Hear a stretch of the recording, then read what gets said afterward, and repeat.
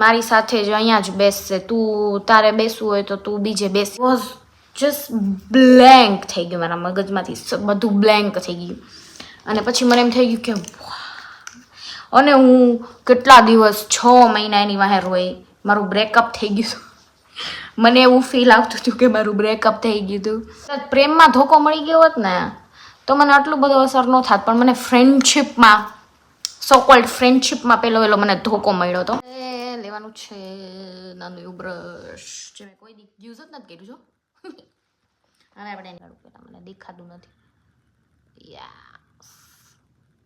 તો પછી આપણે ભટકશું નહીં, વાત ચાલુ રાખશું. એના પછી થેન્ક યુ કહેવા માંગુ છું એને, બિકોઝ મને એ છોકરી ગઈ એ પછી મને મારી બેસ્ટ ફ્રેન્ડ મળી જેનું નામ સુરભી હતું. રોજ સાંજે એ પછીથી મને એમ થયું કે મારા યાર ફ્રેન્ડ મને જેટલા પછી મળ્યા ને એ મને બહુ લોયલ મળ્યા. ફ્રેન્ડ્સ છે જેમ કે ભૂમિ છે, ભૂમિ મારી નાનપણની ફ્રેન્ડ છે. અમે એ મારાથી એક જ દિવસ મોટી છે. નીલ છે, નુપુર છે.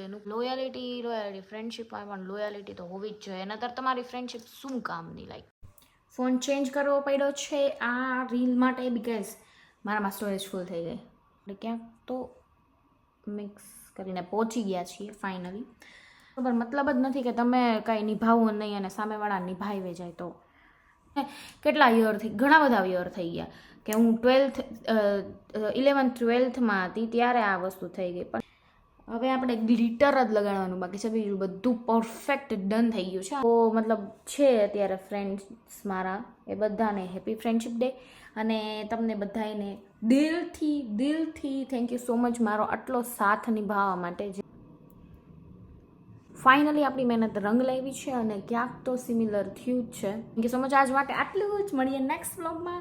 અને આ સાઈડનો નથી કર્યો, આ સાઈડનો જ કર્યો છે એક જ, બિકોઝ મારા પાસે એટલો બધો ટાઈમ નથી, જમવા જવાનું છે.